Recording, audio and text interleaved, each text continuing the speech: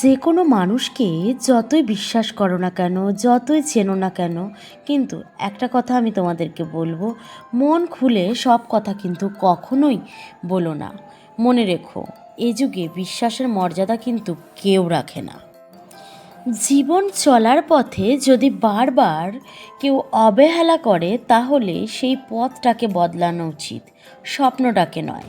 কারণ একটা গাছ তার পাতা বদলায়, কিন্তু তার জায়গা কিন্তু বদলায় না।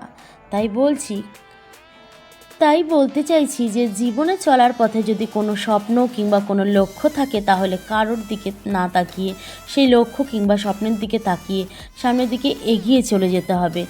কে কি বলল, কে কি বলল না, সব দিককে খেয়াল করলে লক্ষ্য কখনোই পূরণ হবে না। তো যাই হোক, কিছু কি ভারী ভারী কথা বললাম সকাল সকাল। এই কথাগুলোর মধ্যে দিয়ে কিন্তু আমার সকালটা শুরু হয়ে গেল। আজকে কিন্তু সকালবেলা ঘুম থেকে উঠে স্নান করে আমি কিন্তু পুজো দিয়ে নিয়েছি। মানে চারিদিক কিন্তু এখনও সমস্ত কাজে পরিপূর্ণ, আমার এখনও কোনো কাজকর্ম করা হয়নি। কিছু করার নেই, কারণ পুজো তো দিতে হবে সকাল সকাল। পুজোটা আর তোমাদের সাথে শেয়ার করিনি, কারণ পুজো দিতে একটু সময় লাগে, আর ক্যামেরার সামনে ঠাকুর ওরা দেখবে আর আমাকে বকবে যে ক্যামেরাটা এখানেও নিয়ে এসছিস। তাও নিয়ে যাই। এই যে সাজানোর পরে তোমাদেরকে দেখিয়ে দিলাম একটু আগে।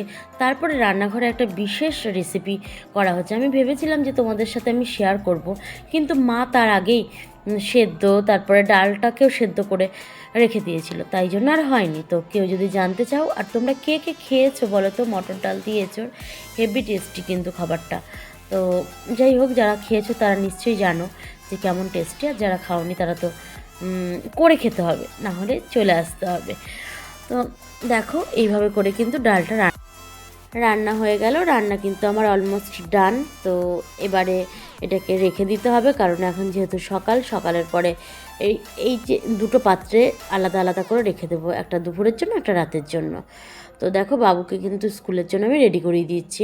এখন বাজে 7টার থেকে একটু বেশি। তো ওই জন্য ওকে আমি খাইয়ে দাইয়ে 7:20 মধ্যে নিচে নিয়ে যেতে হবে। তো আমি যদি না খাইয়ে দিই, একটু একটু করতে করতে খাবে। ও কিন্তু খেতে পারে, কিন্তু খুব দেরি হবে। তাই জন্য আমি বললাম, না, দেরি করে হবে না, চলো তোমার খাবারটা আমি খাইয়ে দিই। এইবার যে জিনিসটা তোমাদের সাথে আমি দেখাবো, সেই জিনিসটার সাথে কিন্তু আমার অনেক কিছু জড়িয়ে আছে, অনেক স্মৃতি, অনেক অনেক কিছু জড়িয়ে রয়েছে। এই যে ঘরটা দেখতে পাচ্ছ, এই ঘরে কিন্তু আমি প্রথমবার বউ হয়ে এই ঘরেই ঢুকি। একটু বাদে দেখাচ্ছি, দরজাটাকে জুম করে, তাহলে বুঝতে পারবে। আর তারপরে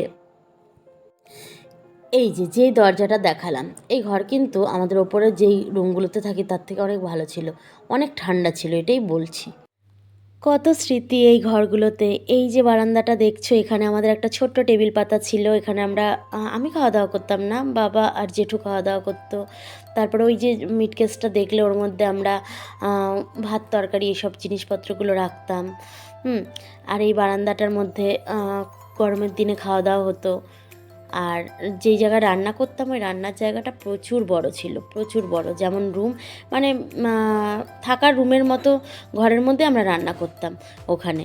আর ছোট্ট একটা খোপ ছিল, ওই খোপটা তারপরে ভাঙা হয়ে গেছিলো। মানে এই ঘরটা ভাঙাচোরা অবস্থাতেই আমরা থাকা শুরু করেছিলাম। শুরু না, মানে শেষ পর্যায়ে ভাঙা অবস্থাতেই ছিলাম, যেহেতু ওইদিকে ঘর করার সময় এটা ভাঙতে হয়েছিল। তারপরে দেখো, এখানে এসে কিন্তু আমার এই কাজে লেগে পড়লাম, কারণ সিঁড়িগুলো ভালোই নোংরা হয়েছে, সেদিন পরিষ্কার করেছিলাম। আর ওপরের সিঁড়িগুলো অতটা পরিষ্কার করা হয় না রোজ রোজ, নিচেরগুলো রোজই হয়, কিন্তু ওপরেরগুলো আর রোজ রোজ হয়ে ওঠে না। তোমরা শুনে নিলে আমরা নিচের ঘরে থাকতাম, কোথায় কি করতাম সব একটু একটু করে তোমাদের সাথে শেয়ার করলাম। কিন্তু বর্ষাকালে কিন্তু ওই ঘরে প্রচুর কষ্ট হতো, জানো তো। আমরা কত কি বলবো, ছোট ছোট গামলা বাটি এইসব পেতে পেতে রাখতাম, কারণ টালির ঘরের কোনো বিশ্বাস নেই, যে কোনো সময় কিন্তু ওখানে জল পড়ে। আর দেখো কি বেআক্কেলের মতো একটা কাজ করেছি, স্নানের আগে গাছে জল দেব সেটা না দিয়ে স্নানের পরে, মানে একদম রোদের মধ্যে গেছি জল দিতে, খেয়াল ছিল না। কিন্তু ওপরে যেহেতু আমার তুলসী গাছটা, এসে দেখি যে সব গাছগুলো একদম ঢুলে ঢুলে পড়ছে জলের জন্য, তাই জন্য জল দিতে বাধ্য হলাম। আর এই কাঁচা মিঠা আমটা আমাকে আমার পাশের বাড়ির এক কাকি দিয়েছে, তাই জন্য আমি মজা করে এখানে খাচ্ছি আর কার্টুন দেখছি। তো তোমরা কে কে কাঁচা মিঠা আম খেতে ভালোবাসো? আর এটা কিন্তু একটা রেসিপি বলতে পারো, যেটা আমি এখন দেখাচ্ছি। আমের টক খেয়েছো কখনো? আমের টক, অনেকে তো চাটনি খায়, কিন্তু এটা হচ্ছে আমের টক, যেটা আমি কোনোদিনও বিয়ের আগে আমার মা করতে দেখিনি, মা সবসময় চাটনিই করতো। কিন্তু এটা হচ্ছে আমের টক। এই আমটাকে একটুখানি হাফ সেদ্ধ করে জলটা আমি ফেলে দিয়েছি, জল অনেকে ফেলে না, কিন্তু খুব টক হয়ে যাবে।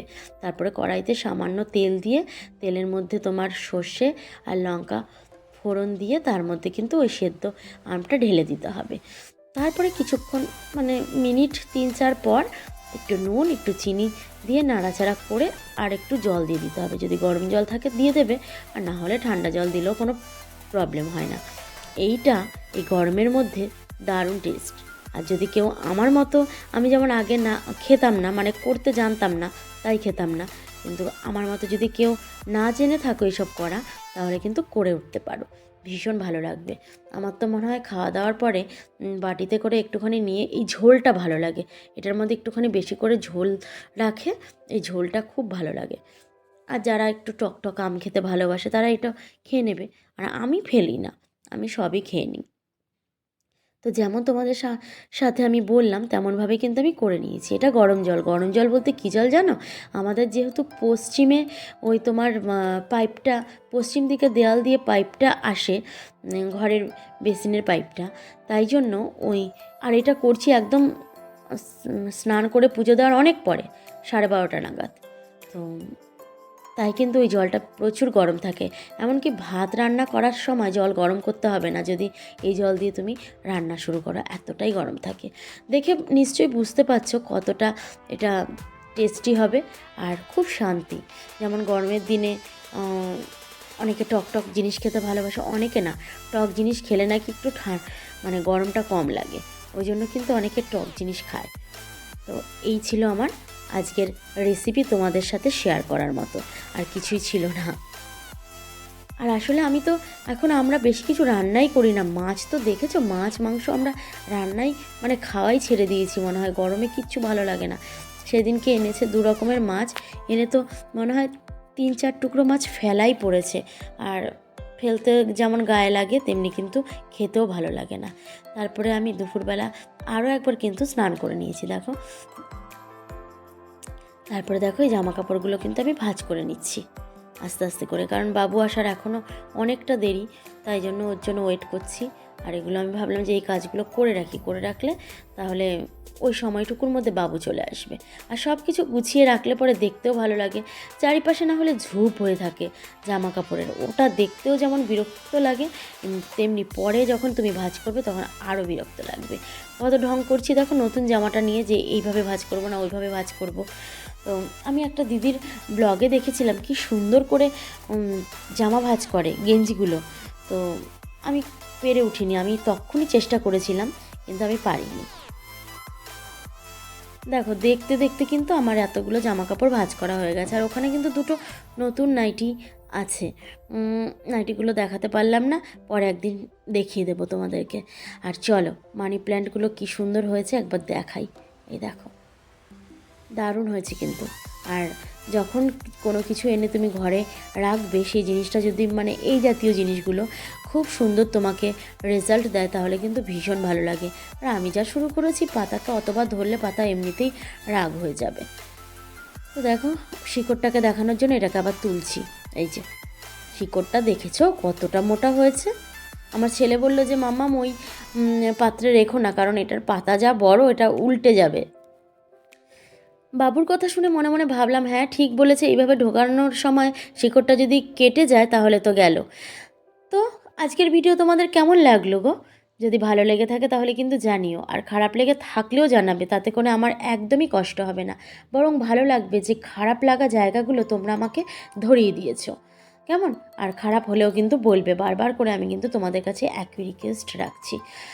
তো যাই হোক আজকের মতো এই পর্যন্তই, আবার দেখা হবে অন্য একটা নতুন ভিডিওর সাথে। ততক্ষণের জন্য টাটা জানিয়ে আমি বিদায় নিচ্ছি, আবার আসবো।